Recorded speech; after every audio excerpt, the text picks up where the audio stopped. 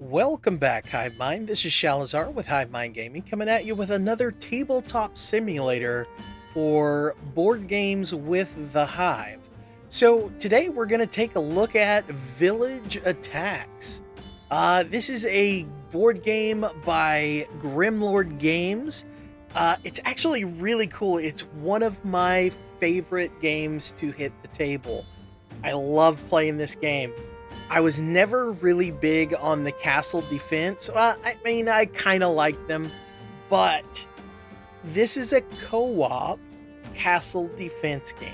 What castle defense games mean is that you're playing a group of individuals that are defending the castle versus the incoming hordes. Well, the twist to this game, Village Attacks, is you're playing the monsters. You're playing the dastardly villains that are protecting your dungeon from the sinister goody two-shoe villagers that are coming to take your treasures and hunt you down. So, really cool concept. It's kind of a gender bender kind of situation where you're completely switching roles with your heroes versus villains. So you're playing the villains and the heroes are coming in to steal the day. So Village Attacks came out on Kickstarter quite a while ago, and just recently, and by recently I mean within the last year, they came out with a second expansion called Grim Dynasty. So with the expansion Grim Dynasty, they brought out a bunch of new rules, they added a bunch of new heroes with a complete Asian theme. So today, and monsters, heroes and monsters. So today we're playing with 4 monsters. I'll be playing solo, and the 4 monsters we're playing with is... Now, I know I'm gonna completely butcher these names, but just bear with me. DIAO Sigwai. Pretty sure that's wrong, but that's what we're going with. Next, we have the HULI JING. And then we go across the table with the JIANGSHI. And then last, King Yan. Alright, so with Village Attacks, there are 3 types of monsters. If you notice in the corner here, there is a little symbol of a shield. That is a guardian. Typically, that's going to be your more defensive-based characters, and you can only have 1 on your team. Next, we have this little symbol here that kind of looks like an eye, I guess. It's the best way to describe it. A weird eye. Anyway, that is your support, and you can have as many support on your team as you wish. And then third, you've got here we go. You've got the little blast symbol, the little star, I guess. Looks like a blast to me. But anyway, that is your decimators, and those are going to be more your DPS type monsters. Now, those you can only have 1 as well. So you can have 1 decimator, 1 guardian, and then the rest have to be support. You can play with 1 to 5 players in this game. We are not going to play with the fifth player that is over here all by its lonesome. So what we're going to do, we're going to play the first scenario. It's just the basic rules. So I really like how they do it, by the way. So what we're going to do is there's a lot of rules to this game. And by rules, I mean there's just a lot of extra components and extra things you can do in this game. For instance, there's traps that you can lay. There's artifacts that you can put out that give you bonuses. There's different types of villagers, all kinds of different villagers actually. There's events that happen. There's complete randomness to a lot of this, and it's awesome. So the cool thing about it is that they do with these rules is the first scenario is just a bare bones run through the basic rules of the game. So the scenario's based on running through the basic rules. And then scenario 2 will be the exact same thing, except it will add one more thing to it. So it'll use like heroes. And then the next scenario will use traps. It will use everything that we used before, and then it will add traps. And then the next one will add something else. And each scenario will continuously build up to where you're adding all these different components of gameplay to the game, so you can get used to these components instead of just like most games, they go, okay, here's all the rules. Here's the rules dump. Now get to work. So this is actually giving you baby steps of here's the rule, here's the basic rules. Now here's the basic rules, and we're throwing this one thing in, so get to know it. And then now you got that down, so we're gonna add the next one and get to know it. Then add the next one, get to know it. I love it. I think they did a really good job about that, and pretty excited about this game. All right, so we've already got everything set up. The only thing we're going to use from the new expansion currently from Grim Dynasties is the heroes. We're not using any of the special tacticians or militia or anything like that. I will be going over their rules and things at the end of this video if you want to stick around. But from the original Kickstarter, we'll be using the Yunfa. I'm pretty sure I butchered that, but it's the hunters from the Horrors of the Sand expansion. So we will be using those, and I'll be explaining all that as we use them. So let's get into the scenario. So the difficulty of this scenario says medium. I can tell you, when you're a first-time player, it seems really, really hard, but it's still a lot of fun. So it says about 15 minutes, but again, I think they base a lot of these times based on experienced players running through it. I don't know if they take in consideration that this is going to be your first game that you're playing and you're still looking up rules as you're playing, things like that. So it may take you a little more than 15 minutes, but let's see how we can do. And then it gives you your tile requirement, which is basically how to set up the map. Your castle heart, that tells you what your hit points are. So your castle heart is going to be this square right here, and that's basically the heart of your dungeon, heart of your castle. So for all costs, you're protecting that. It has a hit point value, and as the villagers spawn, they're going to start moving or marching or whatever toward that castle heart, because their ultimate desire is to kill that castle heart, because that's where we get our power from.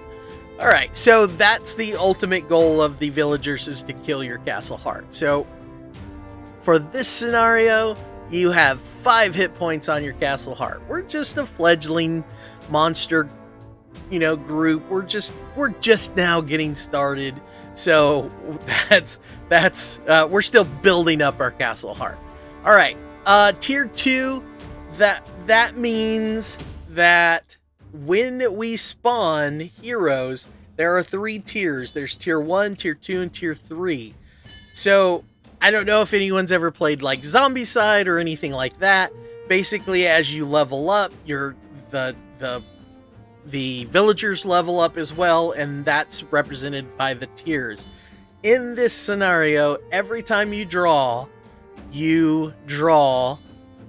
based on tier 2.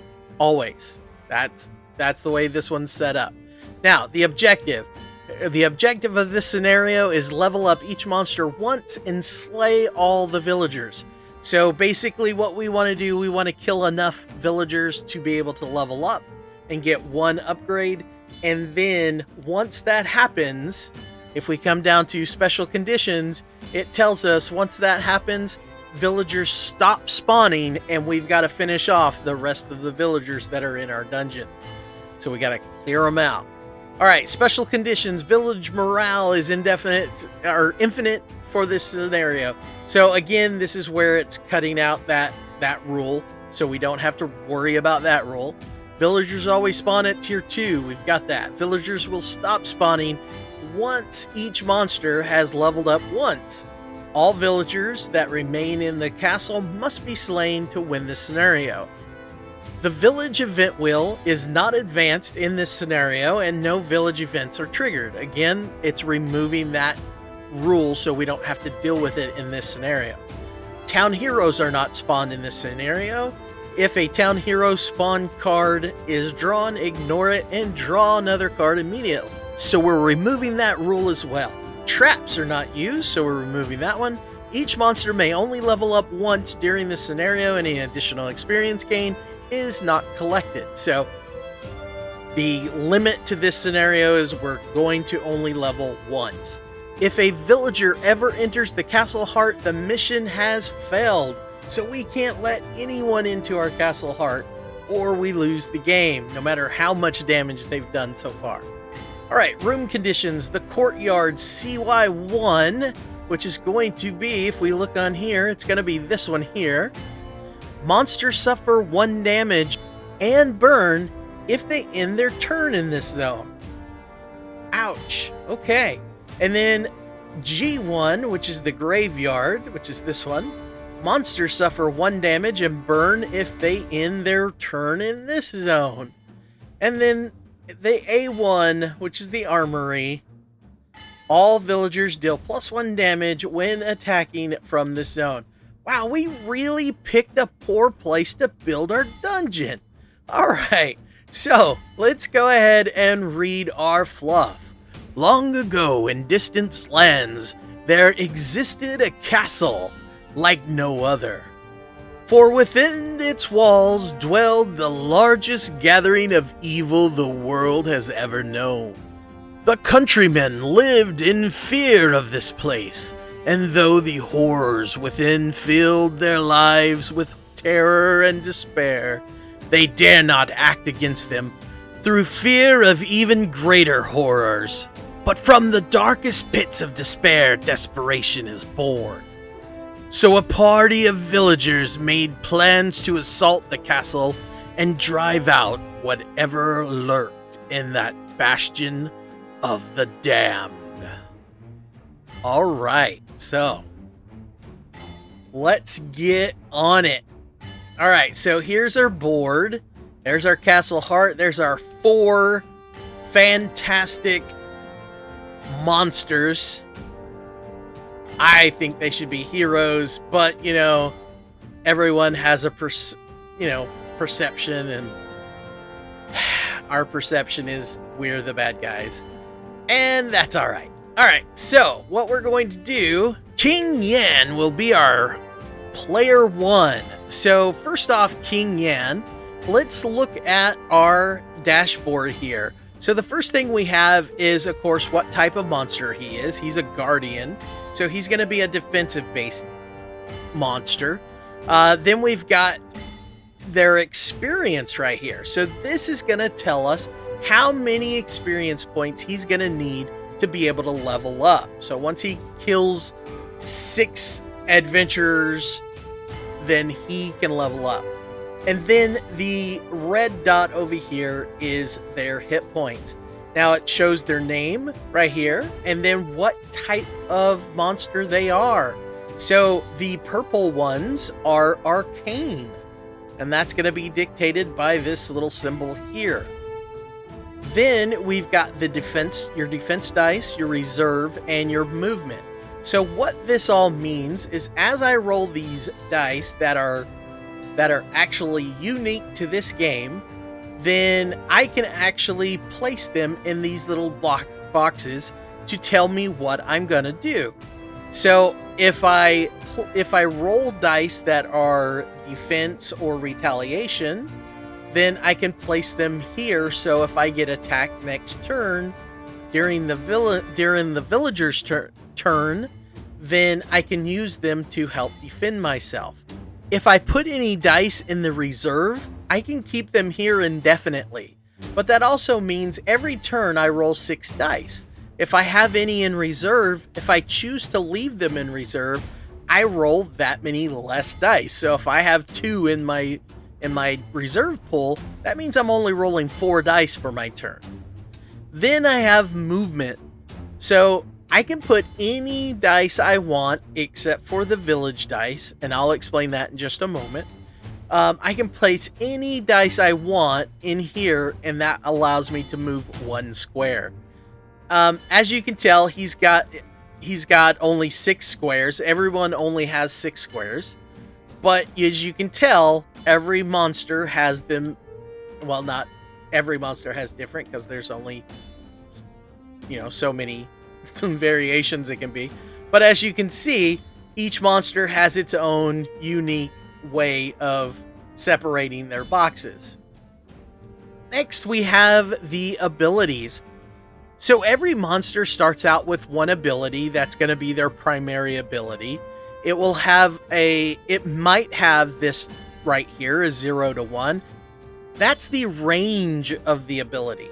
So if it doesn't have anything right here in this corner, that means 1, it either doesn't have a range, or range is irrelevant, or it's a melee ability, meaning it has to attack something in its own zone.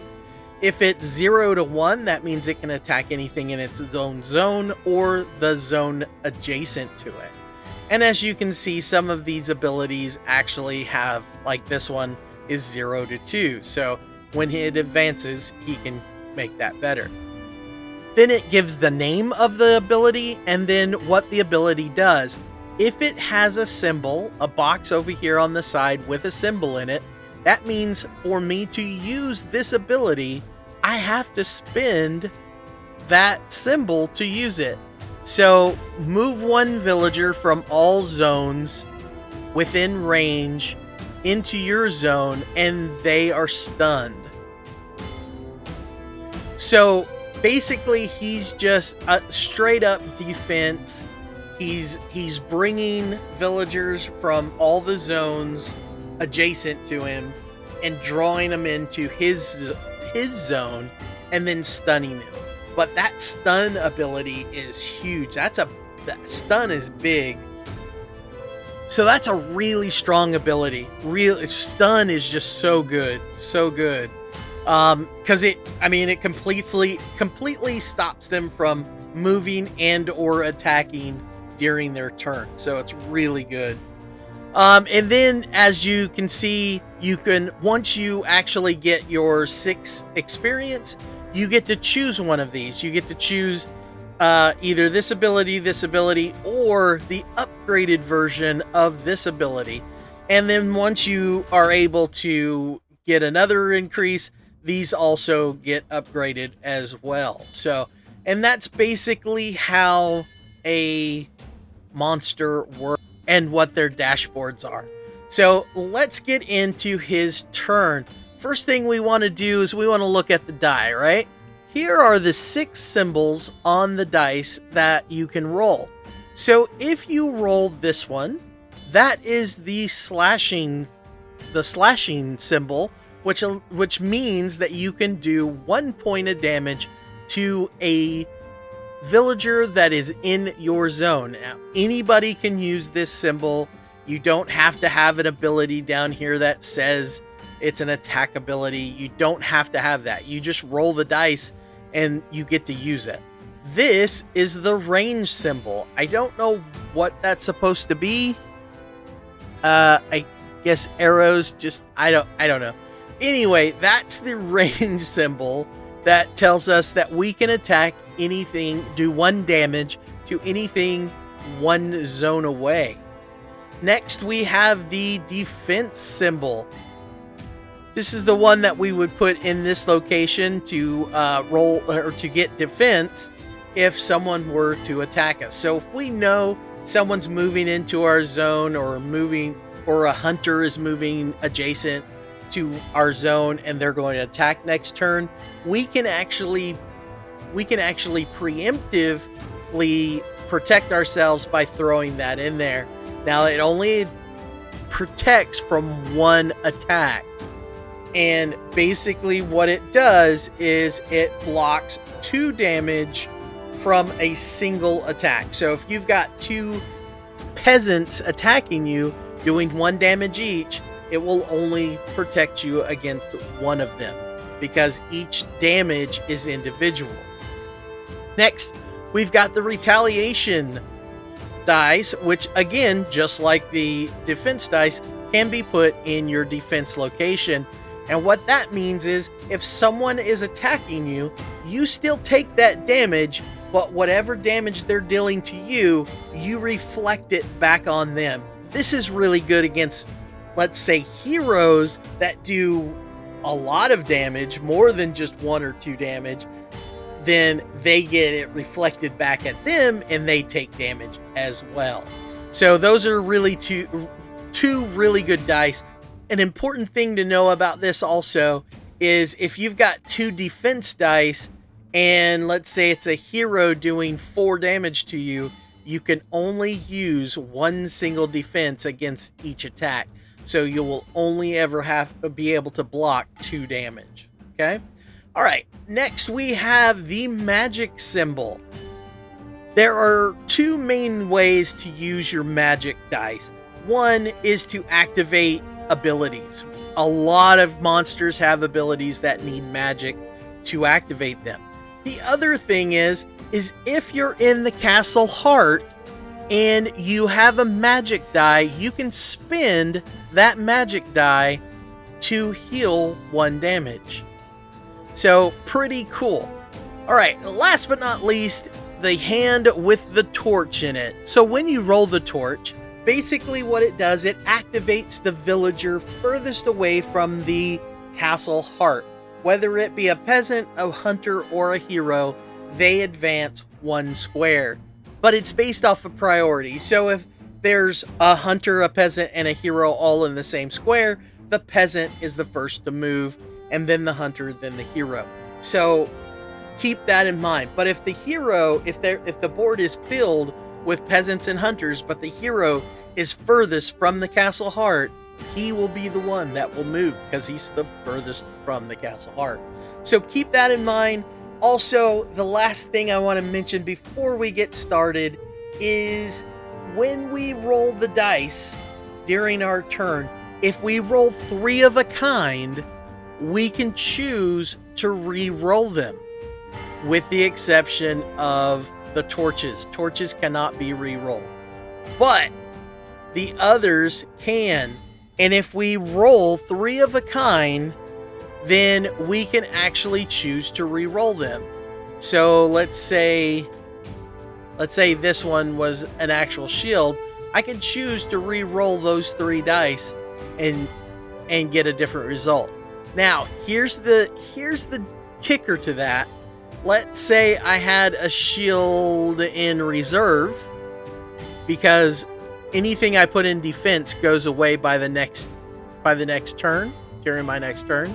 Anything I put in reserve, I can keep forever. So if I put my defense die in reserve and I roll 3 defense dice and I choose to re-roll, I have to re-roll all my defense dice. So that means all 4 of them. So keep that in mind. All right, so let's get started. The first thing we do is we draw a villager card for each zone.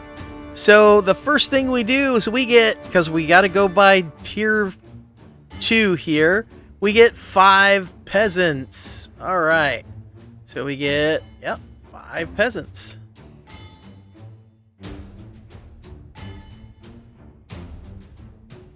So that goes in the first zone here. Second zone is there. What do we get in our second zone?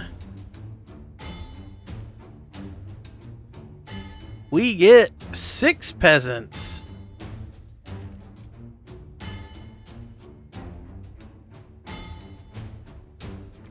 All right. So now let's go to King Yan. King Yan. Alright, so roll that beautiful bean footage. Okay, so, I mean, there's not a lot he can do. He probably doesn't want to move because both locations... This is probably not a very good scenario for him, because both locations are bad news if he ends his turn there, and he will have to end his turn there. So it's either he move and take some damage, or he just stay right where he's at, which I think is what he's going to do. I think he's going to play the long game, the defensive game. Which is bad news, because that means he's going to have to level up by doing some crazy stuff.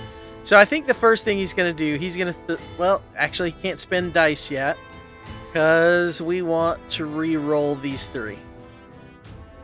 So let's re-roll those 3. Well, that's not quite what we wanted.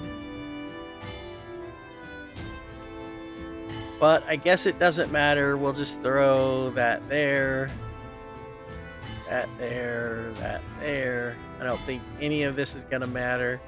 But we'll put that in reserve. We'll put that in reserve. And we'll just lose that. Alright. So he's done. Then we move on to our next one, going clockwise around the table. Alright, so let's see. What is his ability? Move a monster in range 1 zone in any direction. Ooh. That's really good. That can help him. That can help the king get past that zone. Because he only takes a damage and catches on fire if he ends his turn there. Well, he's already ended his turn, so we definitely need a range. Let's see. This is the first time of me even reading these abilities, so you're seeing it firsthand right now. Alright, I think the first thing we're going to do is place that there so that he can move to there. Alright, good job. So that's a pretty cool ability. I dig that. And then, let's see. He's got 2 and 2. He's got a range. Let's take a look at the board.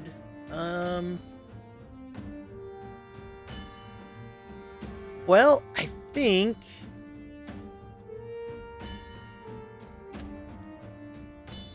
what he'll do is he'll use that to move.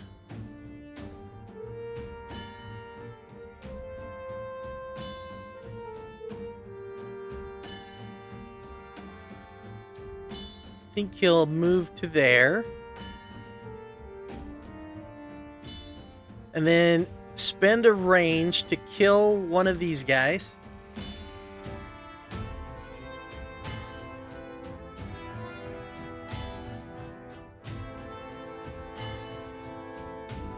And that's going to give him 1 XP, and he needs 6 to go up a level as well.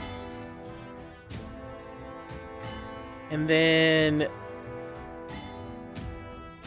we'll spend another 1 to move out of that zone and back into the heart.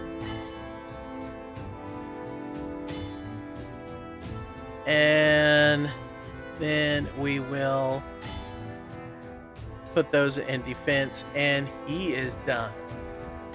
All right. Let's see what this little lady can do. All right. So first off, her ability is slay a single peasant or hunter in every zone you enter or exit. Slay a single peasant or hunter in every zone you enter or exit. Interesting.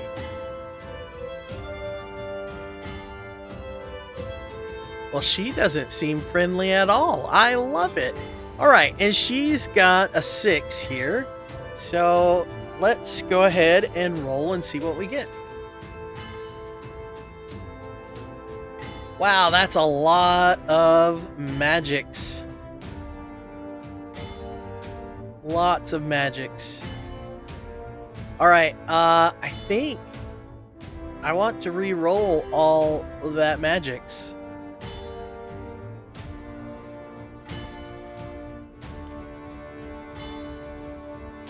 That's cocked. Let's re-roll it. Okay. Well, I think, I mean, no brainer here. I think we're gonna move one with all her lovely tails. And there are 4 guys there. I think she will spend all 4 of these to kill all 4 of them.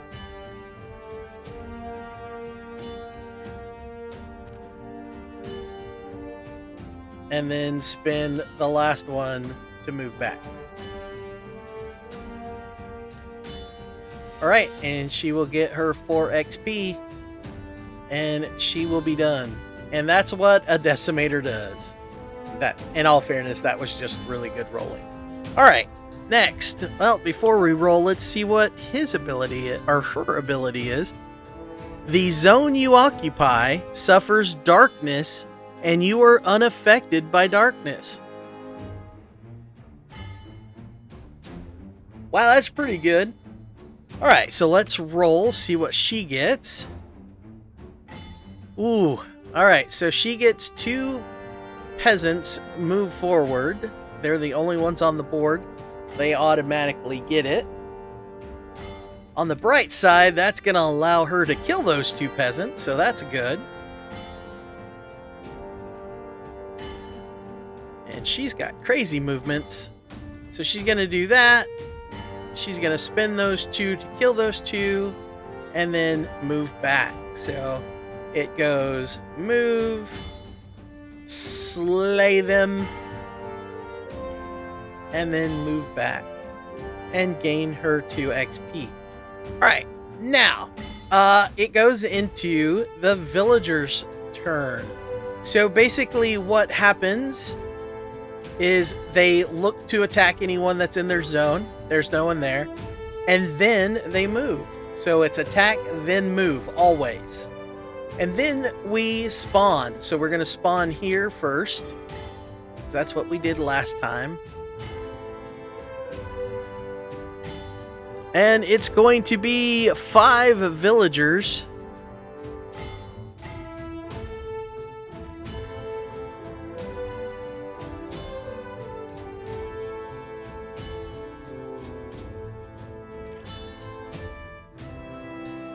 And then next we've got, now we've got the hunters. All right, for the hunters we have 5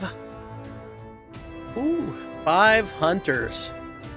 So, how this works, since we've got the special tokens here that tell us what kind of monster we are, we now draw as many tokens as we're supposed to spawn guys. So we're going to first shuffle this bag. Then we're going to draw 1, 2, 3, 4, 5. So we're going to have 2 yellow, 1 purple, 1 blue, and 1 red. So we put those back in the bag, and that's what spawns. Now, what makes that scary is hunters have a range of 1. So they can attack anybody in their zone or 1 away. And then if they attack anyone of their same color, they do an extra point of damage. So like the king over here will take 2 damage from this 1 hunter. And these are the special hunters from the Horrors of the Sand, which means that the only way they can die is by being killed by someone that's in their zone. So that's gonna be a tough one. He may want to move back after this, because yeah, that's gonna be a scary time. All right, well, let's that's it for that. So now this moves over, and it's now her turn again. So basically what we do is we take these dice, we bring them over here,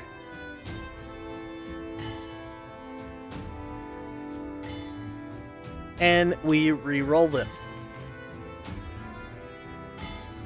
Alright, so we do have 3 retaliates. I think we do want to re-roll those.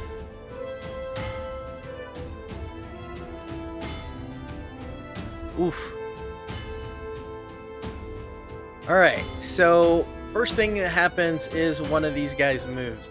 Let's see, 1, 2, 1, 2, 3. Okay, so one of these guys moves. Now, actually how this works, so we get to choose or narrow down to 2 choices. We probably want the purple one to go, because I feel like we could get in there and kill these guys before it gets to move. So the purple one should probably should be the one to go run in there and do some damage. So either that or the red. So let's narrow it down to purple or red. Red being heads, purple being tails. Now, so this is the coin we're supposed to flip. And what we have is we've got the heads, and then that's the tails. When we're playing at home, I usually have a D6 and I just do odd or even. But you could pretty much do it however you wish. And we've got tails, so purple goes in. All right. So he is the guy that's moving forward. All right. So next we've got lots of different options here.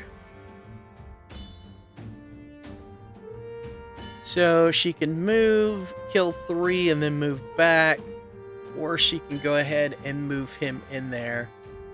I think the first thing I think she's going to do is move the king into there.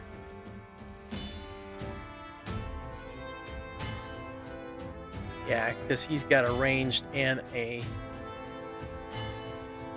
Alright, and then she's going to move, shoot,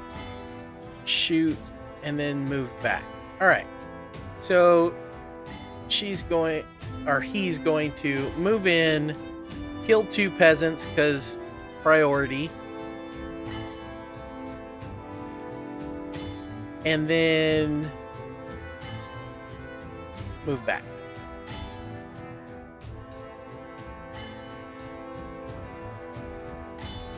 And gain 2 XP. Alright, that's pretty much it for him. Next, she... Alright, let's see.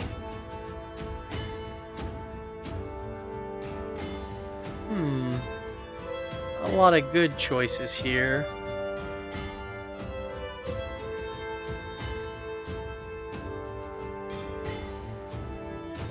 So, I guess she'll move, attack, and then move back. So she moves, attacks, and moves back.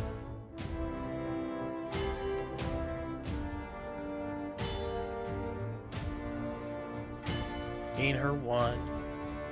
And I guess she'll do that because it doesn't really matter, but she'll do that. All right. And then she just, she doesn't care. She'll, I guess, throw it in there. All right.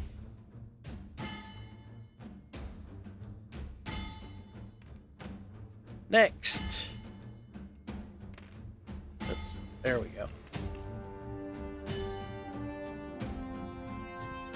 Alright, one gets to move. We'll narrow it down to red or blue, red being heads. Heads.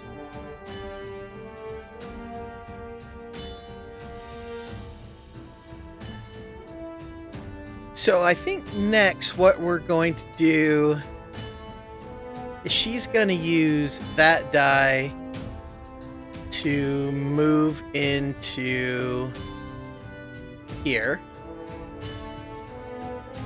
And then I think she'll just spin these three to shoot three lowly peasants. Go ahead and get rid of those. That'll put her at 5, so now she gets to choose one of these upgrades. Alright, so the first one, I can get her first ability to where it just doesn't have a cost to use. Then this one, move a villager in range to your zone. This may ignore the villager's target priority. That's pretty good, but not going to help me in this scenario. And then remove 1 damage from a monster in range and place it onto any other monster in range. That might be handy. I think that's probably what we're going to go with. Yeah, I think we'll go with that. And then the last thing she wants to do, she'll spend her last die to move back to the heart. All right. So I think that's it for her. She's leveled up, so she can't level up anymore this turn. All right, next. All right, so we have these 2 in reserve. That's basically two kills right there. So we're gonna keep that, and we're just gonna roll these 4.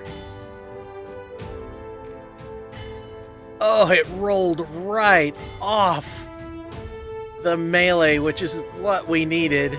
So we have 2 here. So we would have to, so 1, this guy would have to go. And then we'll roll off here. So yellow will be heads. Nope, that's not a roll. Tails. All right. So that's looking pretty grim for the king. Well, the only thing he can do is he can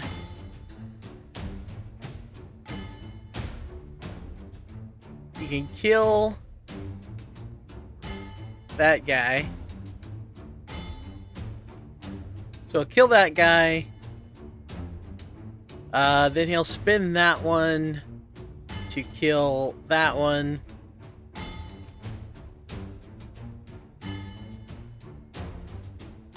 And that'd give him 2 XP. And these guys have to be killed in melee. So he can't move to change that at all. And he really doesn't want to go there, because that's really going to hurt him. So, to be honest, I think he's going to spend... I think he'll spend that one to move. And then put that in defense. So, I think that's how he's going to play that. So, now we go into... the villagers phase. These 2 don't have anything to attack, so they just move. Now these 4 have only 1 person they can attack, which is him. So he's going to take 3 from these guys and 2 from this guy. And I think when this guy attacks, when purple attacks, he's going to pop his retaliation and deal 1 damage. Well, it'd be 2 damage back to him. Well, let's go ahead and get that guy out of the way. And then they move. So he's going to take 5 damage. Ooh, that hurt. All right. And then we draw. So we'll do this one first. All right, for the first one.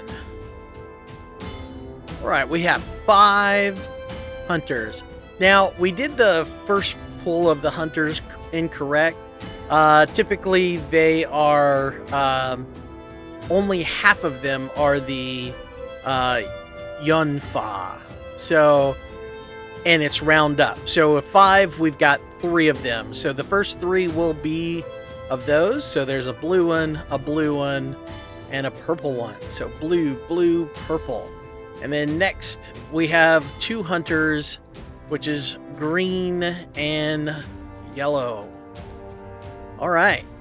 So that's the first set. And then let's put those back. Shuffle. And the next one is 6. Ooh, 6, man. That's a lot of peasants. The king is surrounded by peasants.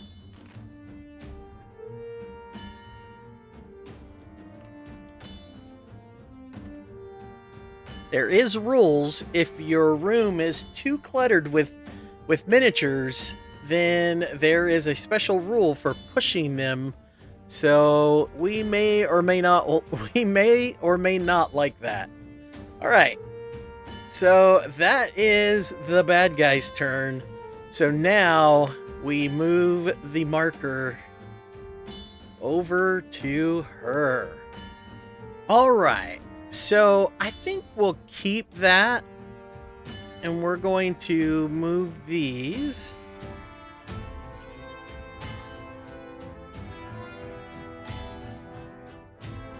And let's roll those. Well, first off, that has to be used, which is going to be a peasant to there.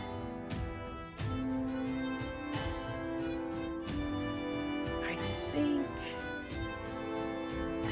as much as I want to use that, yeah, I think I'm going to re-roll those 3.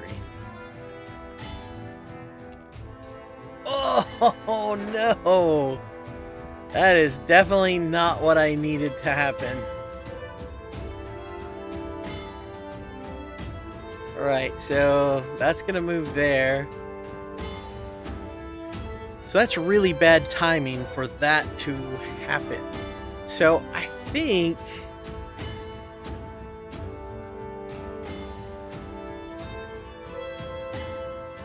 I guess she'll...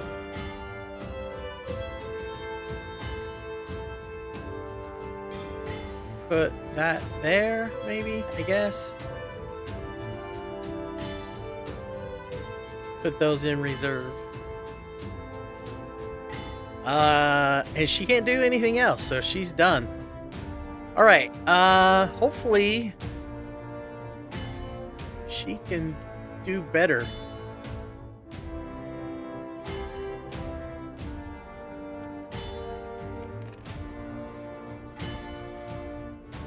Oof.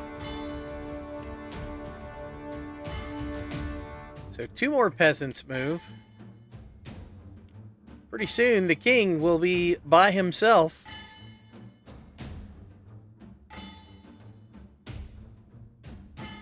So that does her no good. She can kill those 2.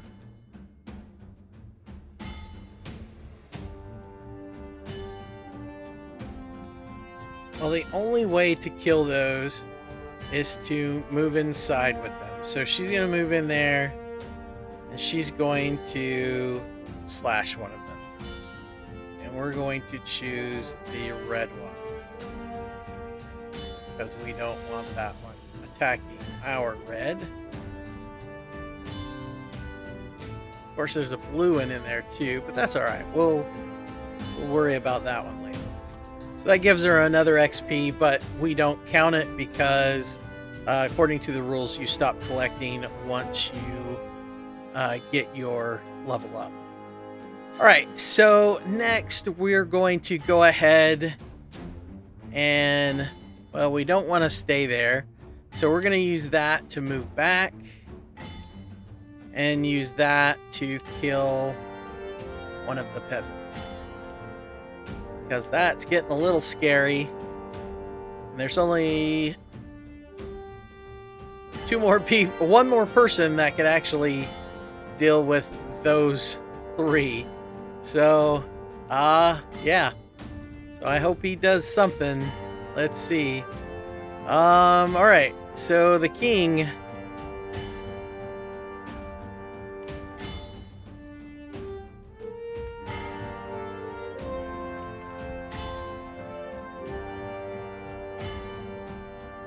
So the king will slash the 2 knuckleheads in his area. That's 2. And then he will shoot the next one.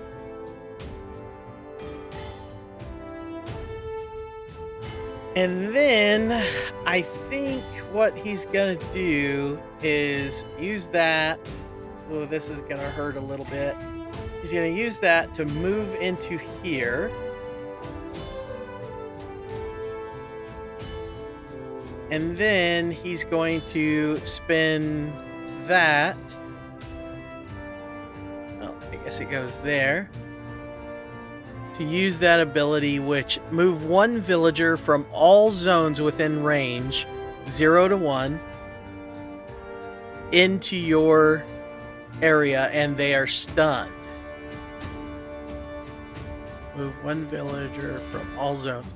So all zones from 0 to 1 is this one, and this one. So we're just going to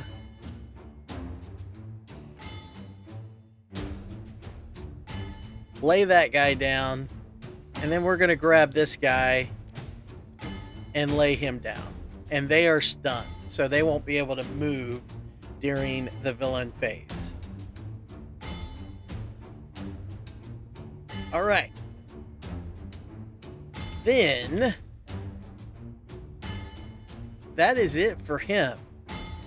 We'll go ahead and put a retaliation on him. All right. This is our only hope. He's got to do at least 2 damage. He's got to be able to do at least 2 damage. One of them being a melee. There's the melee, and there's the range. Woohoo! Okay. Alright, so first things first, let's kill off this little knucklehead here. Gives him 4. And then we'll move. And then slashy this guy. So where is she? Or where is he? He's here. So he moves. Kills that guy.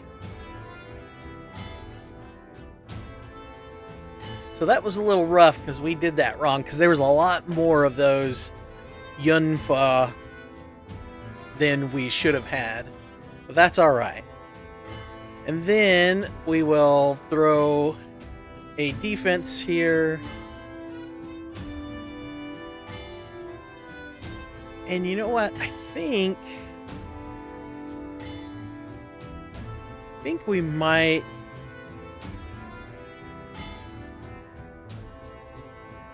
actually, maybe we'll throw a defense there, and we'll use that to run into here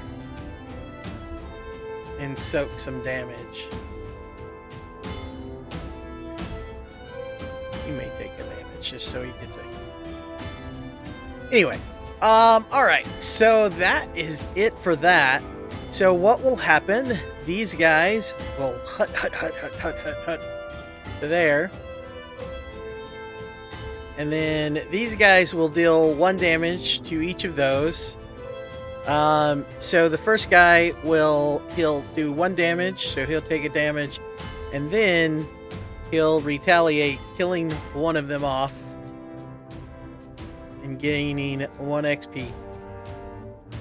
And then he will deal 1 damage to him and move on, but he will blow his defense and not take any damage. All right, and then these guys will flip over, and that is that. So now we do spawns.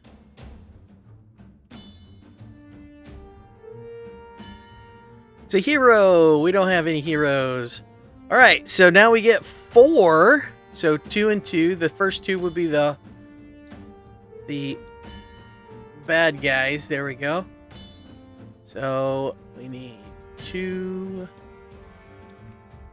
and then 2 regular ones, 1 green and 2 green. All right.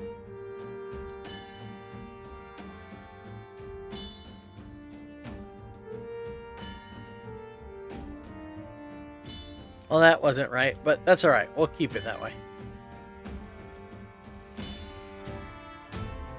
It's a weird program. All right. Weird programming. It's supposed to be half and half. But anyway. Alrighty. And then for the second room, peasants, 6 of them.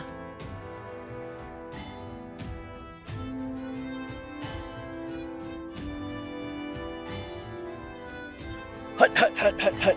All right. They've got some work to do. Our monsters have some work to do. All right. This is where rolling comes in. They've got to get their rolls, or things are gonna get bad. Less peasant rolls, or killy rolls. Yeah, that's a good one. All right.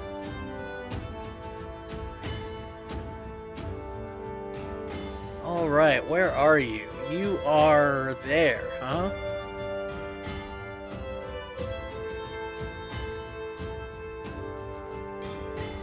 That's actually really good. Okay. I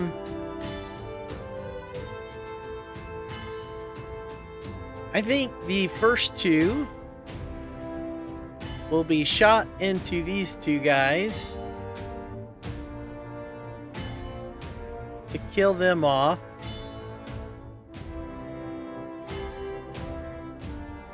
And then she will move.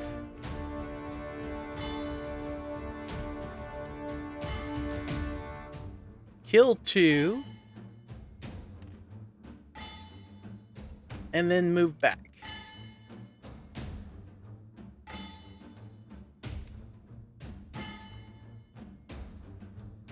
The king.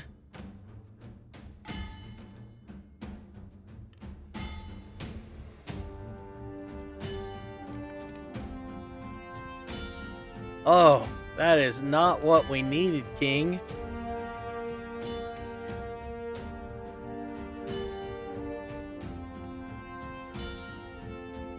Two peasants join the fray. Rawr.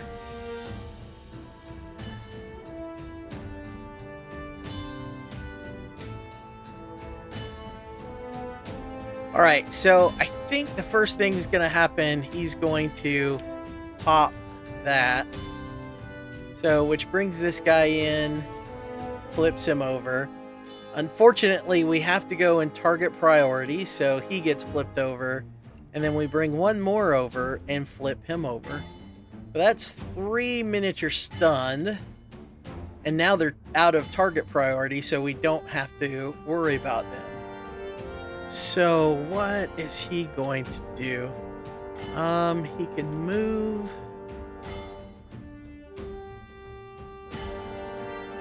No. I think he's just going to... I think he's just going to use these two to kill 2 peasants.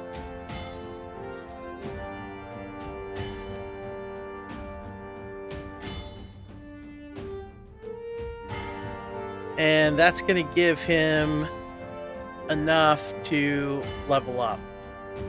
All right, so Judgment, it's pretty much the exact same thing, except it's 0 to 2, which is pretty good. Not very important for this adventure, but that's really good. Hellfire, target peasant suffers burn.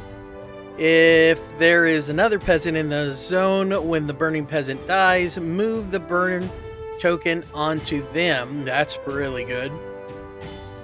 And then Lord of the Damned, you and all monsters in range move unhindered. That's really good. So we don't have to worry about the penalty you take if you're trying to move out of a zone that has other villagers in it. That's really good. But he's only got a movement of 1, so it's not like he's a big thing, and that it's a big deal to him. But it's 0 to 1, so that's all monsters in his square or any adjacent. So that's pretty good. But I think Hellfire is the way to go. I don't know if any of them would help in the current game, but that's what we're going to do. And then we'll put that in his defense slot for now. All right, next. All right, you got to do something here, buddy. It's not looking good for the home team.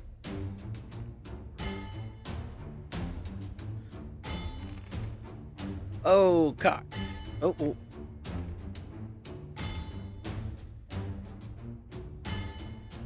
Try that again. All right. So one more peasant moves. Oh, the only other peasant. He moves.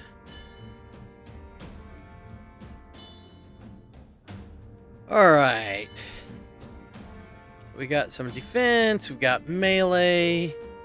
And unfortunately, that melee is going toward one of the peasants. So we gotta chew through 3 peasants before we get to that dude. But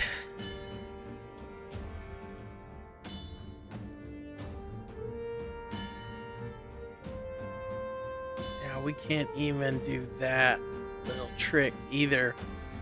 He really needs to go before the king. I have to remember that if we ever play with these two, or anyone that only has 1 movement with this guy really needs to go before him. Let's see. I think what we'll do, I think we'll go ahead and eat one of these guys with the melee damage.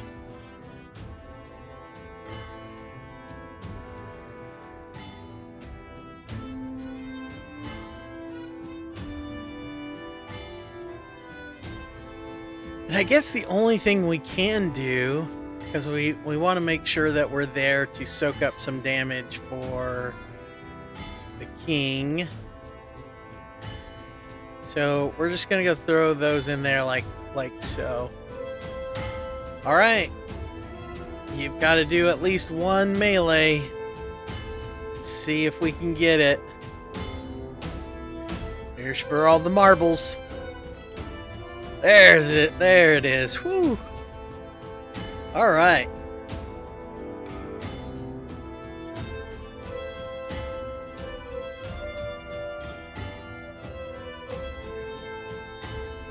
It's actually a pretty good roll. So she's going to use that to move in. Rawr. She's going to eat him.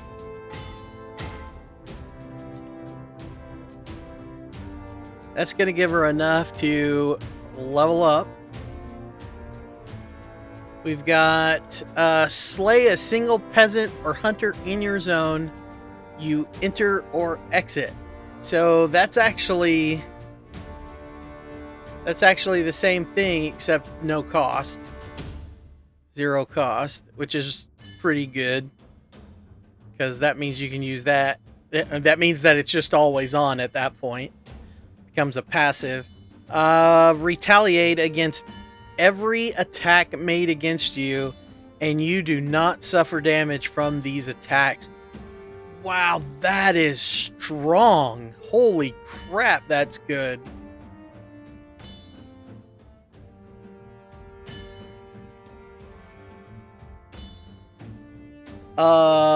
Yes, please? Let's read the last one. Each time you spend a result in movement, you may also move a peasant or hunter in an adjacent zone, one zone in any direction.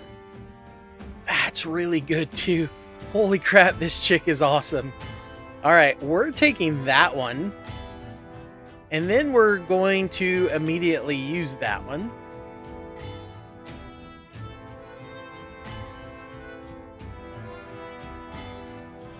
Yeah. And then we're going to move again. But this time, we're going to go into here. That just seems broken, I think. Yeah, you should have that look on your face because you're broken. All right. I think we're putting that in the reserve. That in the defense. Not that she needs it. I don't understand that. Yeah, that just makes no sense to me. Okay, so in this square, they all attack her and they all die. With retaliation, she takes 0 damage. Okay, in this square, 2 peasants, one will attack each of them. So they will each take a point. He's going to go ahead and retaliate, which kills off one of the peasants.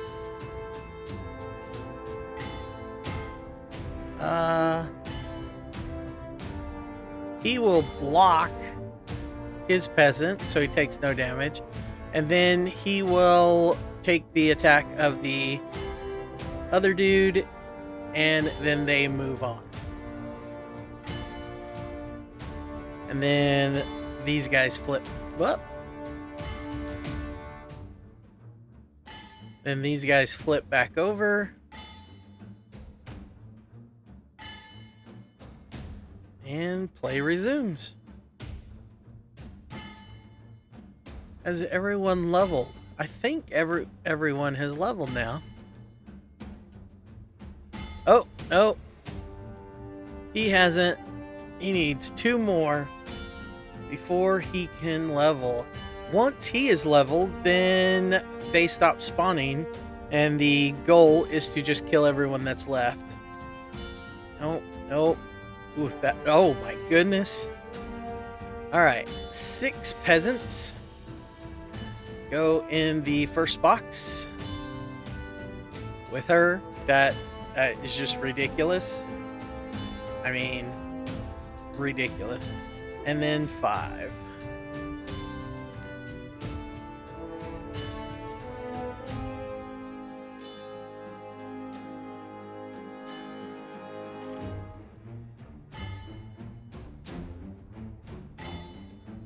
All right, and then play passes to the king.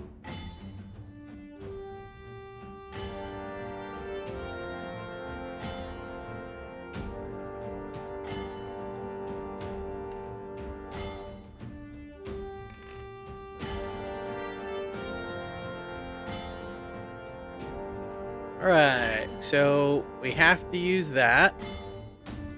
That moves one guy here.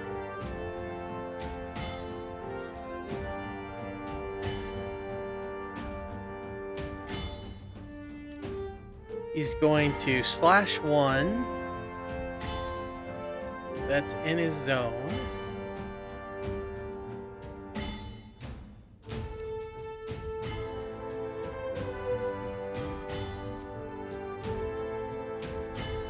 He will shoot 1, that guy.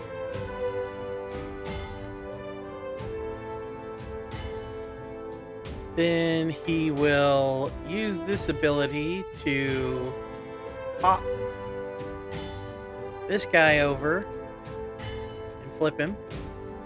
Pop this guy over, flip him, and then flip that guy.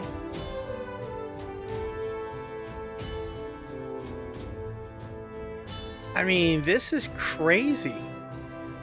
This is absolutely crazy. All right, I think he will use this to burn someone.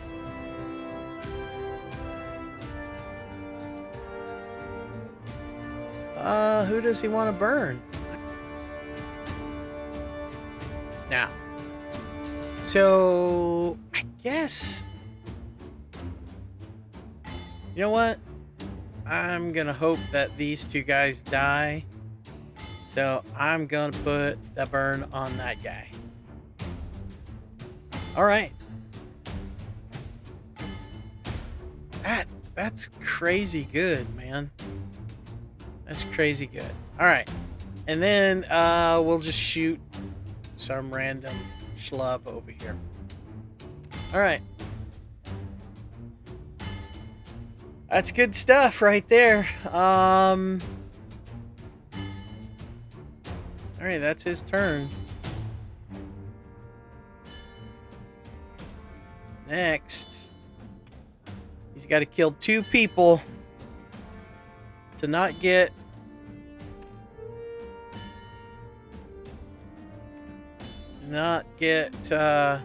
attackers. There it is right there. Bam. Do we want to re-roll those? I think we do.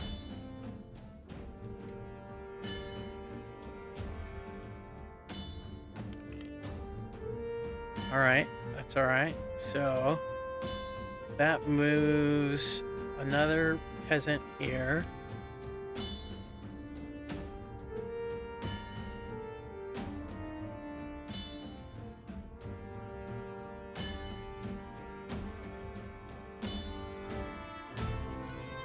So the first thing we're going to do, 2 of the peasants in this zone.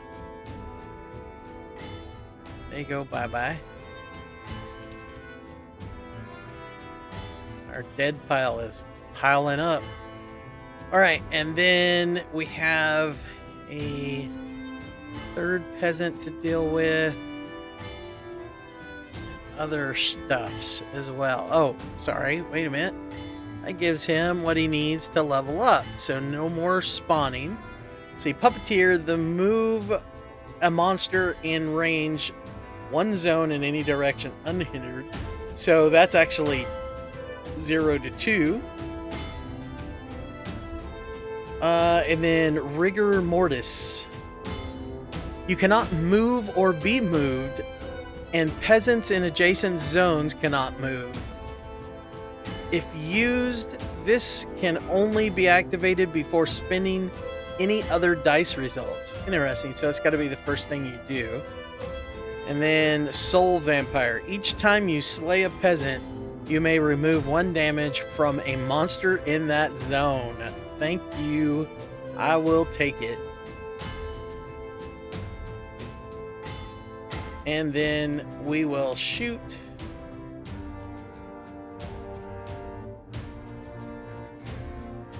Well, we don't have a choice.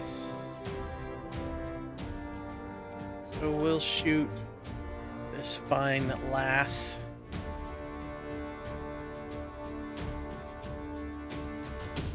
Okay. I think that is it. And we'll go ahead and put the retaliation right there.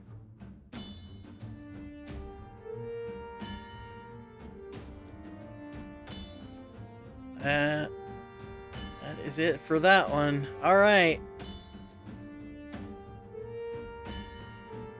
So here's the only thing with this chick is she's got to roll a ranged icon. And she did not do it, but she can re-roll these. Oh no. All right. So this is how this works. So there's no one in this, well, there's this guy that can move because they're exactly, so this guy's 2 and this guy's 2. So what will probably happen is one of these will move.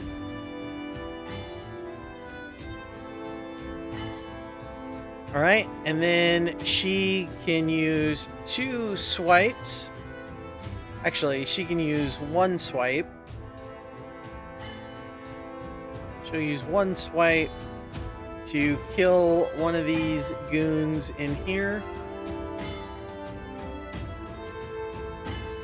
And then she'll use that to move.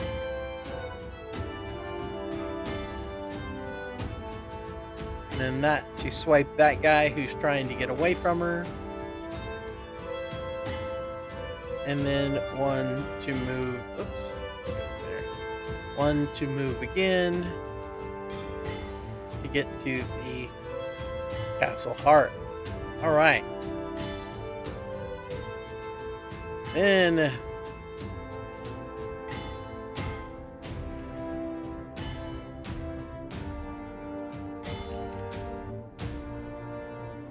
right, so again we've got 1 guy moving forward.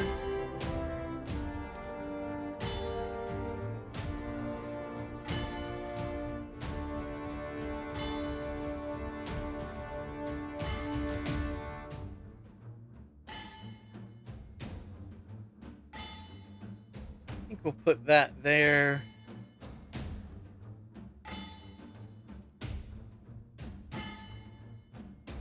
Use that to move into there.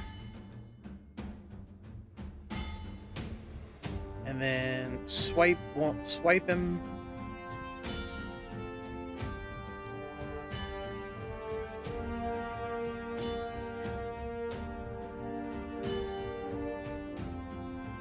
And place that there. To move back. All right.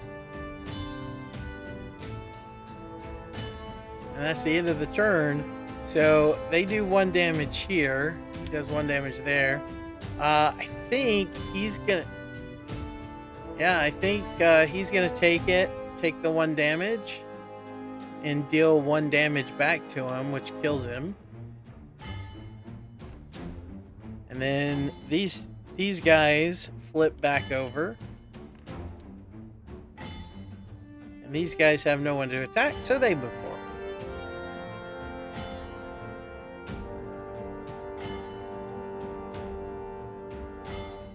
Right. Turn goes over to here. And this is the beginning of the end right here, folks. Whoops.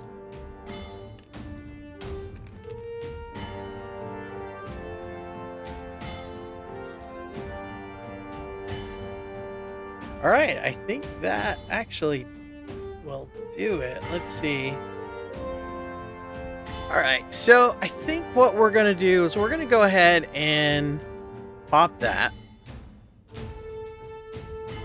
And so each time you slay a peasant, you may remove 1 damage from a monster in that zone. So what we're going to do is spend 1 to move, and that's going to move us to there. And then we're going to shoot twice, which is going to kill this guy and this guy. Oh, well, actually, he should have been dead already. Whatever. He's dead now. Doesn't really matter. He should have died from the fire, though. And then we're going to move back. He gains 2 life back because he was in the same zone as the dead peasants. So he will move back, and then he will finish him off. So that will kill all of them that are on this side. All right, so that leaves these guys.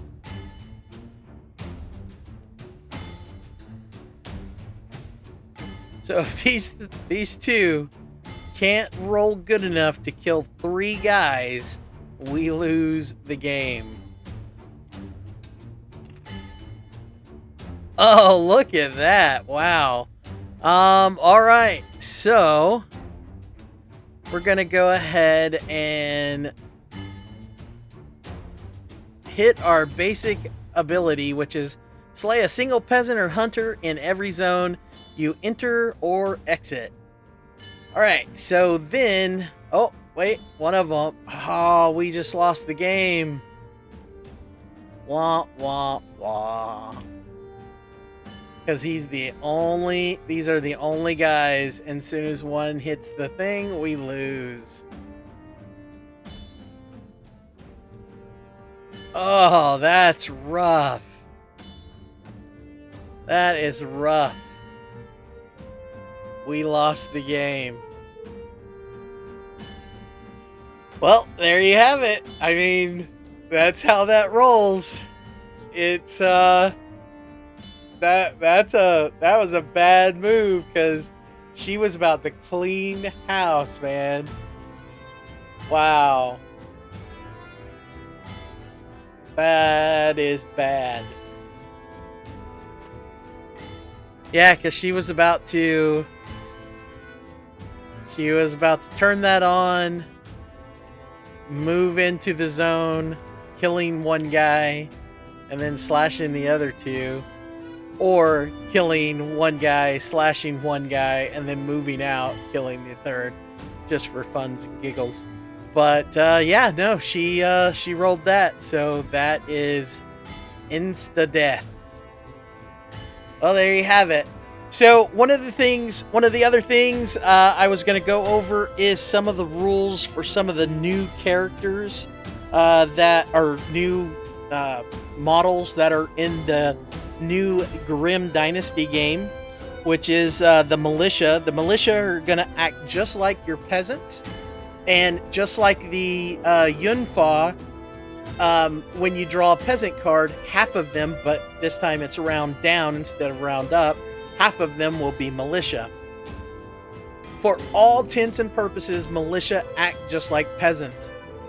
When it comes to targeting priority, they are second to peasants, so you still have to kill the peasants first, then the militia. But for all intents and purposes, they are counted as peasants, so for like traps and things like that. Then there is a new model called the Tactician. So what the Tactician does is, if it's drawn, you place a Tactician on the board. There's only so many Tacticians, but there's still lots of cards. So when a Tactician is drawn, they immediately move 1 square. Tacticians only move when a Tactician card is drawn. Once a Tactician card is drawn, you count the number of Tacticians on the board, and you roll that many dice, Tactician dice. They are special dice that look like this.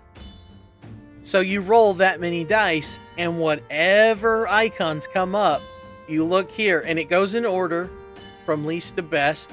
And so you just search until you find the best combination, and that's what you activate. And this makes your militia do extra stuff. So for instance, like this one, militia are last in the targeting priority order. So, and then it goes on, and it could be all the way up to spawn 2 militia in every zone containing a militia. So your militia just got bigger. So kind of neat, kind of interesting. I like it because it throws extra into the game that, you know, could throw a wrench in your plans. And then the Tactician doesn't actually have any attacks or movement. In other words, it doesn't attack at all. It only causes the dice to be rolled when a Tactician card is drawn, and that's it. That's the only time that it even comes into play. Next is the legendary heroes. So when we actually get to the adventure that has heroes, so normal heroes, when you play with them, you're typically supposed to only play with the 5 different colors, and you're only supposed to have one of each hero of that color. So the way I usually do it when we play it in person is, to be honest, I just shuffle all the heroes together and just go at it. And if I draw a hero, I just randomly draw one of my many heroes that I have for the game. The way that would probably work best, though, is separating all 5 colors, all heroes of the single color. So you draw a random token just like we did for the hunters, and then that would tell you what color hero you're drawing. And so what you would do is you would take, let's say for instance, you draw a yellow hero.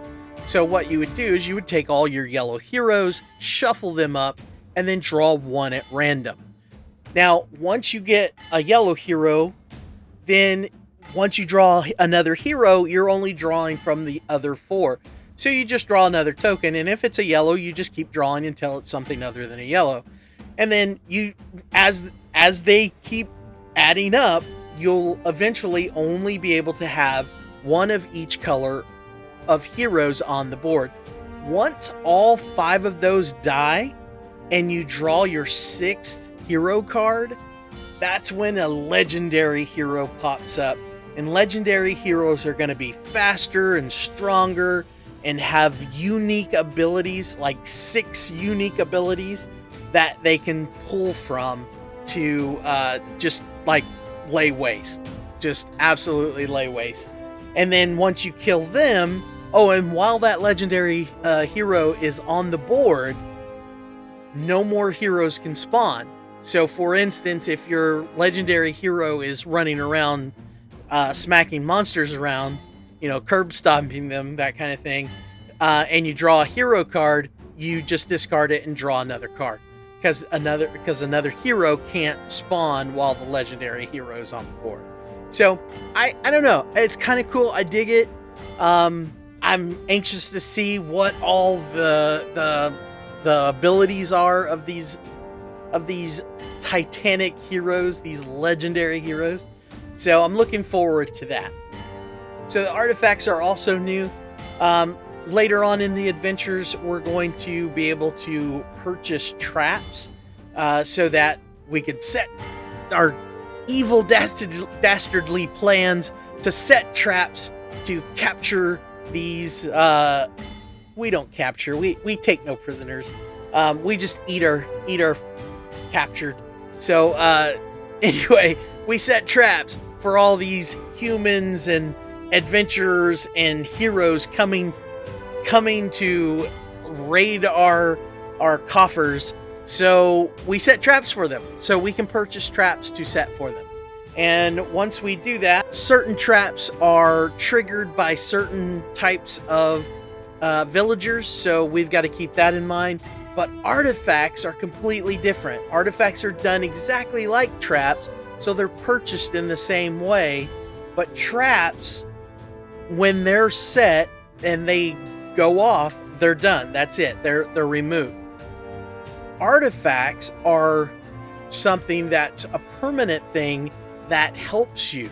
So it's like a buff. If you play video games and someone throws a buff on you, it's like a buff. So it's a permanent thing.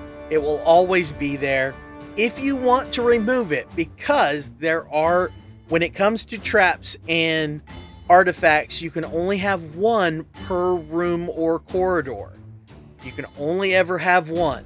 So with that being said, if there's a strategic location that you really need to put something in, but there's already an artifact, you can actually pay its cost again to remove it. So there are ways around it. But those are the few things that I wanted to talk about. There are other things. There's like a Dragon Clan hunter group and a couple other things that we can talk about on another video as we go through. But those were some of the things that are going to be in the main box that I wanted to really touch base on and see what you guys think. So let me know in the comments what you guys think about this game. Because like I said, it's one of my favorite games to hit the table, and I'm super excited to get my hands on this new game, this new expansion for the game, to see what it opens up. So, but anyway, that's pretty much all I've got for this video. So if you like what you've seen and you want to see more, hit the like button and join the Hive by hitting the subscribe button, and we'll see you on a video soon.